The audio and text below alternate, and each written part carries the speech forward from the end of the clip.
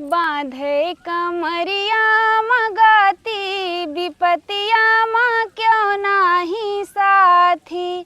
बांधे कमरिया मगाती विपतिया माँ क्यों नाही साथी। पहली विपत राजा दशरथ पे परी गए। पहली विपत राजा दशरथ पे परी गए। राम भाए बनवासी विपतिया माँ क्यों नाही साथी। राम भाए बनवासी विपतिया माँ क्यों नाही साथी। दूसरी विपत सीता रानी पे परी गए। दूसरी विपत सीता रानी पे परी गए। लई गए रावण पापी विपतिया माँ क्यों नाही साथी।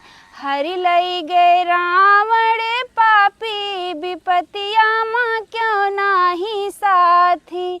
बांधे कमरिया माँ गाती विपतिया माँ क्यों नाही साथी। तीसरी विपत राजा रावण का परी गए। तीसरी विपत राजा रावण का परी गए।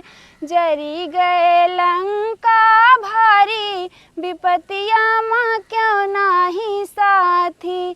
जरी गए लंका भारी विपतिया माँ क्यों नाही साथी।